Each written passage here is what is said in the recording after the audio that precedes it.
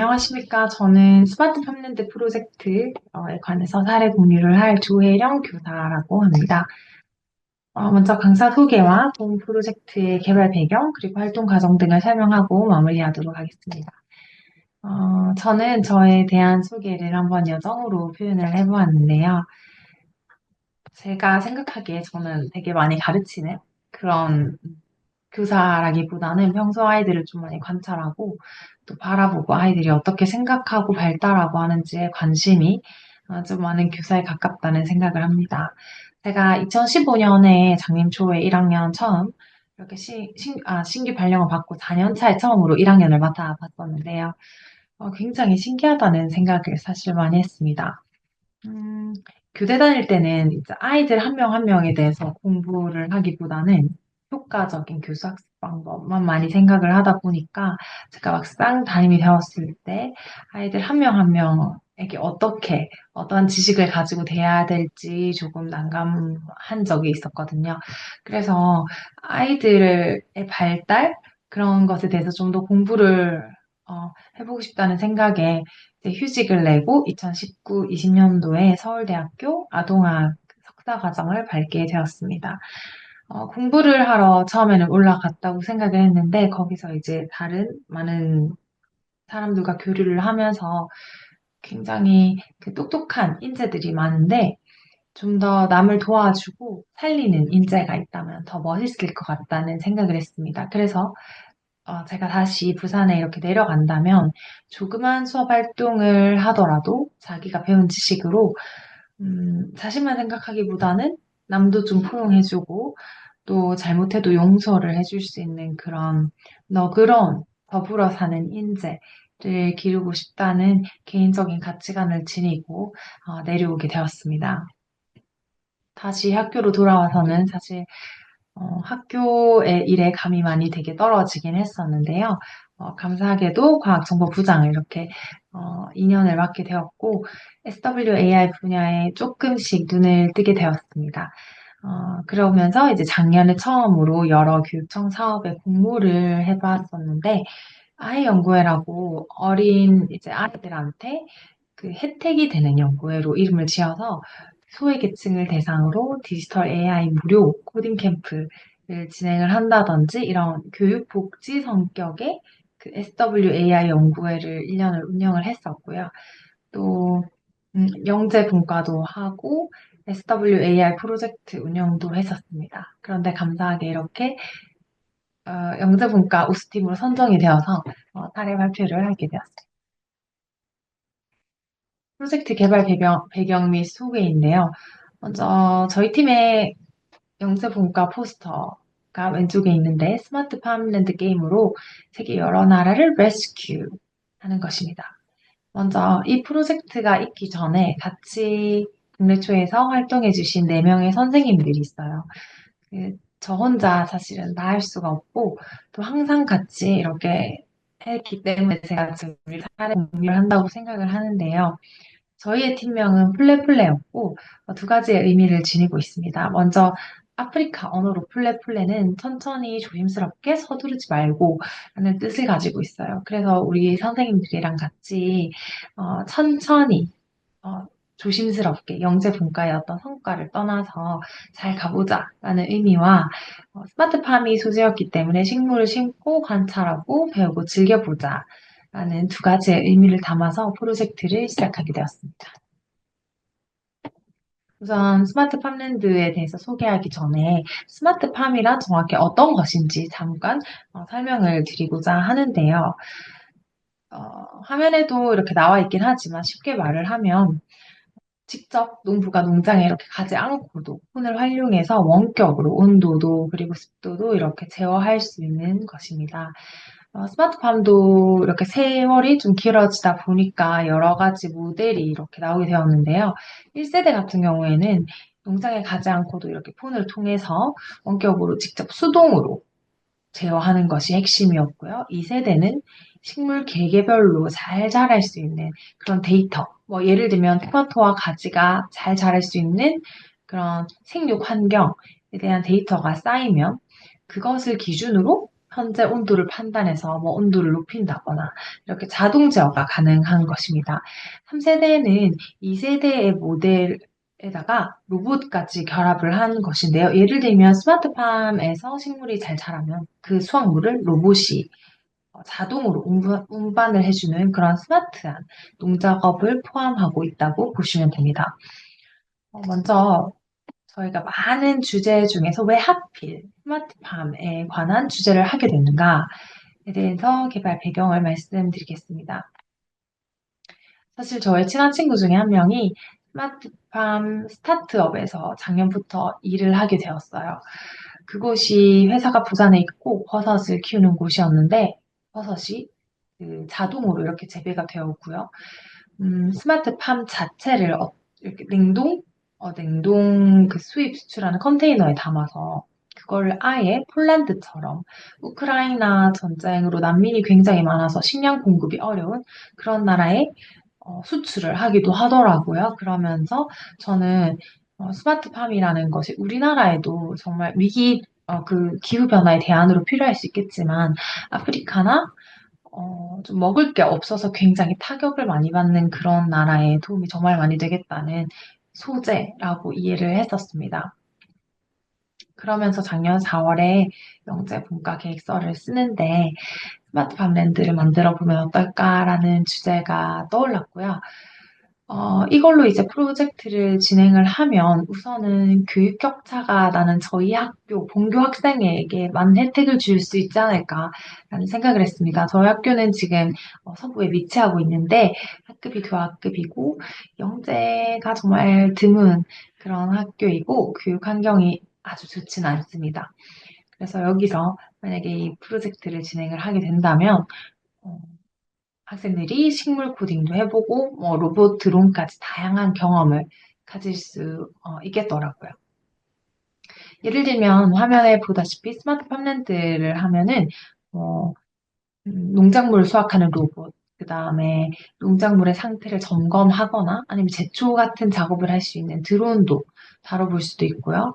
그리고 두 번째는 2022 개정 교육과정이 추구하는 그 인간상이 포용성과 창의성을 갖춘 인재인데 이 프로젝트를 하게 된다면 아이들이 자신의 지식을 그냥 배운 것에서 끝나지 않고 창의적으로 우리만의 스마트 팜랜드도 만들어보고 또 식량 위기가 있는 그런 어려운 국가를 생각도 해보는 그런 포용적인 태도도 기를 수 있지 않을까 하는 생각을 했습니다.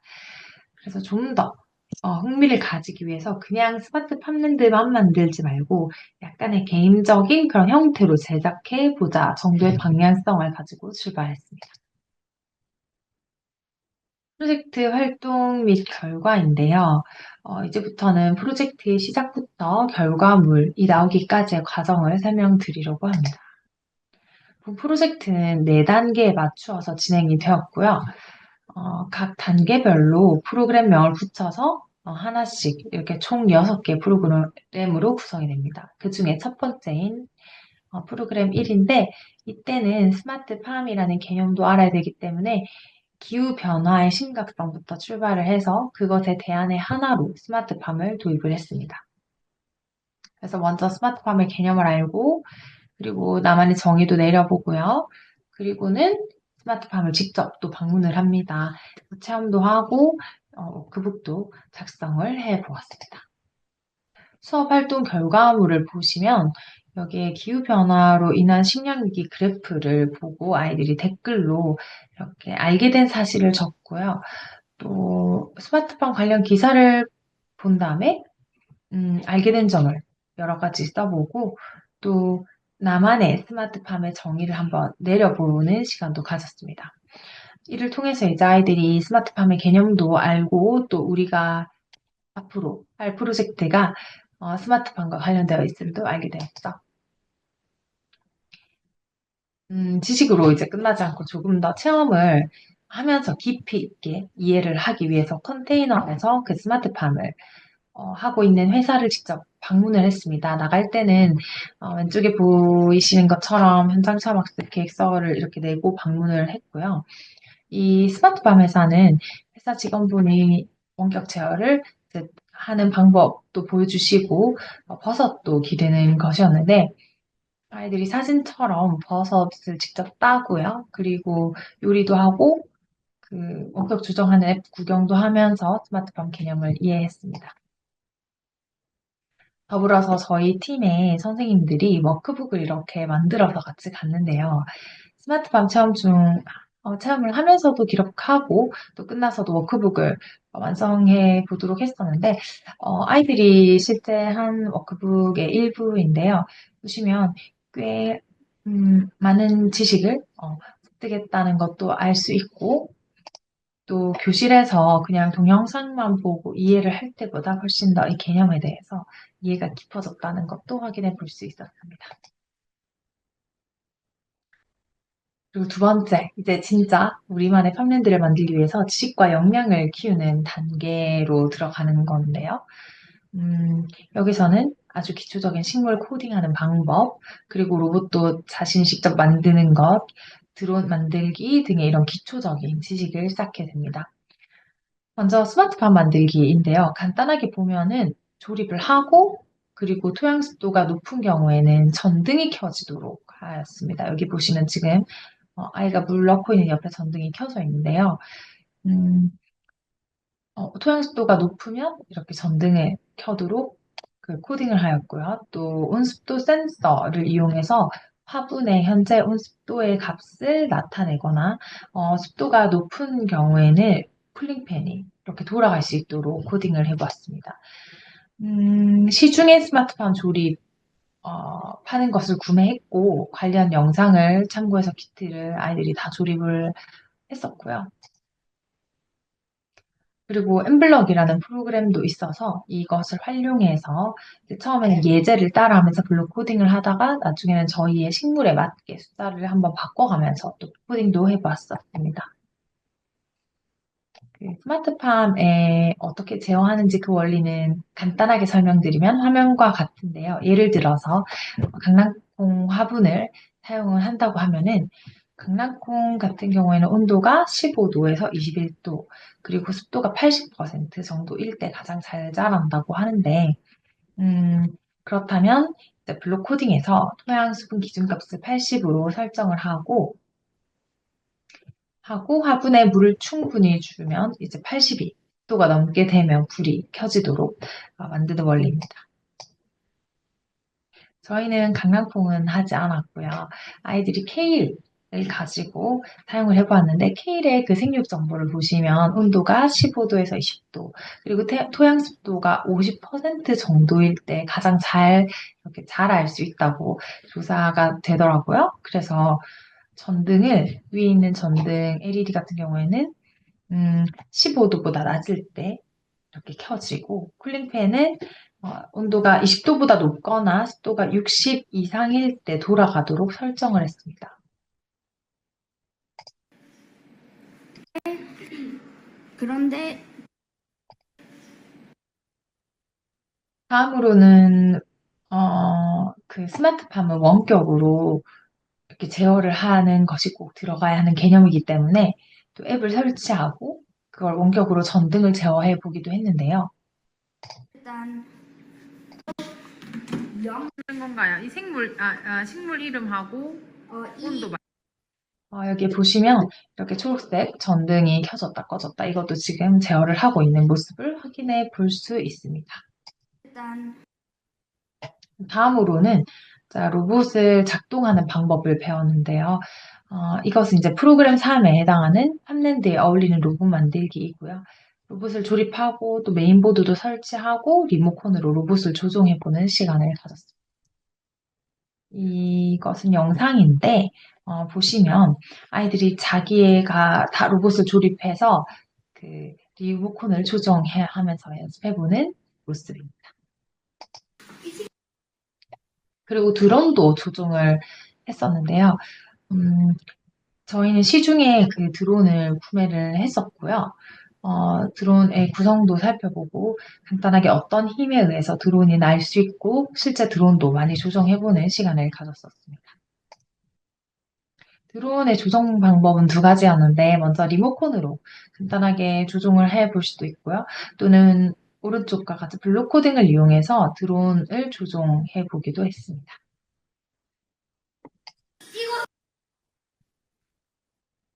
네, 마지막으로 결과물 발전시키기의 단계인데요.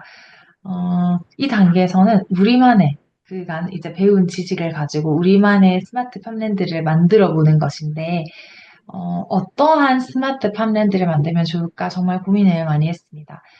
그러다가 팜랜드의 배경으로 2021년도의 헝거맵을 활용을 한번 해보았습니다. 화면에 보시는 것처럼 헝거맵은 UN 식량 계획에서 매년 이렇게 발표를 하고 있고요. 각 국가별로 완성적인 기아의 비율을 나타냅니다. 어, 전체 인구 대비의 영양 부족으로 계속 고생을 하는 그 기아의 비율이 높으면 붉은색으로 표시가 되는데요. 대한민국을 보시면은 2.5% 이하기 때문에 굉장히 파란색으로 낮은 수준을 띄지만 바로 위에 북한은 이렇게 빨간색을 띄고 있습니다. 35% 이상의 그 기아, 만성적인 기아 비율을 나타내는 거죠. 또 주황색, 빨간색, 많은 나라들을 보면은 주로 아프리카, 또 인도 이런 곳에 위치해 있다고 볼 수 있습니다. 이 헝거맵을 활용한 스마트팜 랜드 이제 게임을 한번 소개해 볼게요. 먼저 아이들이 그 국가 지도를 보면서 스마트팜 기술을 활용해서 돕고 싶은 나라에 뭐 아프리카 대륙 아니면 인도 이런 곳에 위에 나무 블럭을 놓습니다. 그 다음에 아이들이 만들었던 그 스마트팜을 헝거맵 중앙 아래 위치를 시키고요. 그리고 지도 양옆에는 어, 로봇을 둡니다. 이 로봇은 제한 시간 안에 아까 전에 놔둔 나무 블록을 집게로 레스큐 센터까지 가지고 오는 게임인데요. 이 드론의 위치가 주황색으로 지금 이렇게 표시가 되어 있는데 마찬가지로 제한 시간 내에 드론을 조종시켜서 네 군데 주황색 착륙장을 모두 돌고 돌아오면 되는 게임입니다.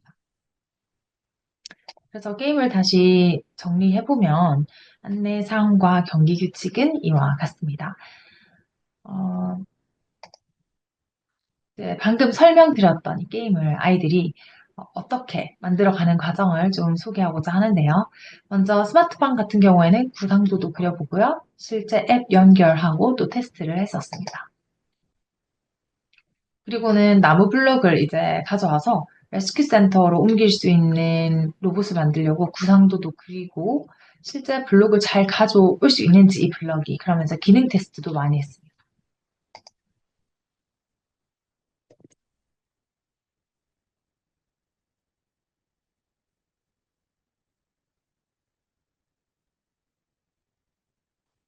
기능을 테스트하는 영상을 보여드리도록 하겠습니다.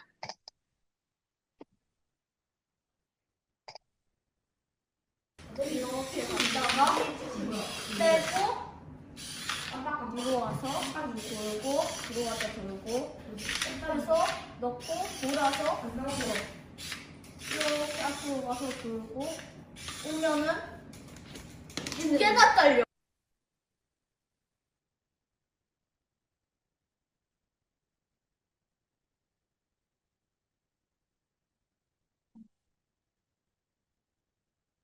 네, 그리고 드론인데요. 드론의 경우는 직접 이렇게 조립을 해서 만들지는 않았지만 조종이 생각보다 어려워가지고 여러 번의 연습이 필요했고요. 직접 제작하지 않고 시중의 것을 사용하긴 했는데 왜 이 드론을 사용하는지에 대해서 잘 알기 위해서 게임에서 드론의 역할을 명확히 좀 해보았습니다. 이후에는 헝거맵을 붙이고 또 헝거 국가 위주로 나무 블럭을 위치시킨 다음에 스마트팜 로봇 드론을 준비했고요. 최종의 결과물 발표하기 있는데요. 이것도 영상을 보여드리겠습니다.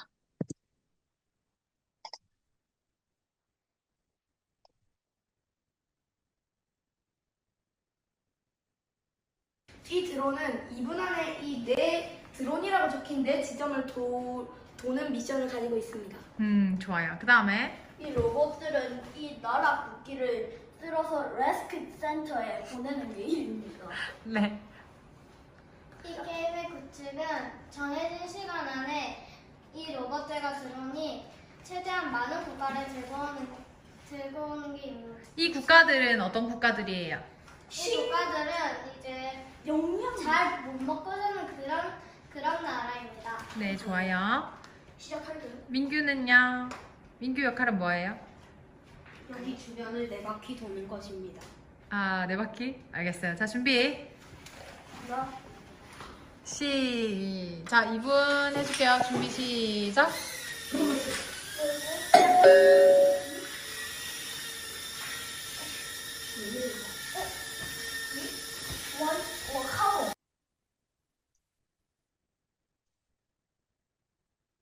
네.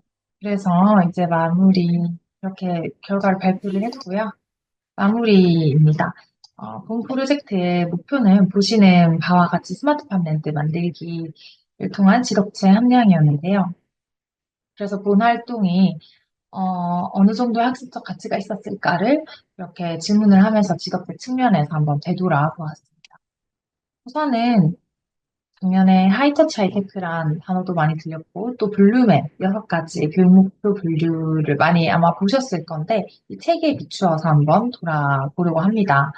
가장 낮은 사고 단계인 기억 이해 단계에서는 아이들이 습득한 코딩 지식을 기본적으로 기억해야 되고, 또 이해해야 하니까 이 사고가 사용되었을 것이고요. 그리고 적용 같은 경우에는 습득한 코딩 지식을 적용해서 자신의 작품을 만들어보는 활동이 있었고, 분석 단계도 습득한 여러 지식에 대한 분석을 해야 했고요. 평가에서는 우리가 만드는 이 스마트 팜랜드가 얼마나 가치가 있을까 또 평가해 보았습니다. 마지막에 창안에서는 궁극적으로 우리만의 고유한 스마트 팜랜드를 게임 형태로 만드는 활동이 이루어졌었습니다. 그래서 종합을 해보면 학생들이 이 저차원적인 기억 이해 사고부터 고차원인 창안까지 해볼 수 있는 그런 모든 기회를 제공하는 프로젝트라는 생각을 했습니다. 덕의 측면인데요. 화면에 제시된 왼쪽의 그림은 렌즐리의 영재성 다이어그램입니다. 보시면 과제 집착력, 창의성, 지능처럼 지적인 측면에 굉장히 많이 집중이 되어 있습니다. 소위 똑똑한 아이들을 영재라고 하는데요. 그러다 보니까 배려나 존중 같은 인성적인 측면이 다소 좀 가려서 뒤로 밀리는 경우가 있었던 것 같습니다. 그렇지만은 아무리 영재고 아무리 똑똑하다고 해도 내가 남보다 뛰어나다라는 생각을 가진 아이보다는 자기를 겸손하게 할 줄 알고 남을 낮게 여기는 그런 아이로 크는 것이 정말로 진짜 좋은 영재라는 생각을 했습니다. 그래서 이 프로젝트를 진행을 할 때도 여기 보시면 모든 국가를 살리는 이라는 단어를 쓴다든지 레스큐 센터라는 단어 그리고 경기 규칙에서도 스마트팜 기술을 활용해서 도와주고 싶은 국가라는 어구를 좀 사용을 해보았습니다. 프로젝트 활동을 도울 때도 우리끼리 도와가면서 이 로봇을 같이 구상하고 같이 만들고 어울려 가는 영향을 기를 수 있도록 많은 초점을 두었고요.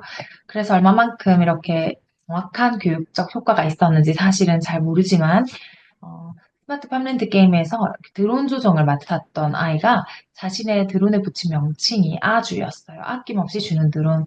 그리고 이것의 역할이 식량이 부족한 국가에 스마트팜 기술을 전달하거나 뛰어난 과학자를 보내거나 아니면 물품을 전달한다는 역할을 적는 것을 보면서 상당히 좀 뿌듯했던 기억이 있습니다.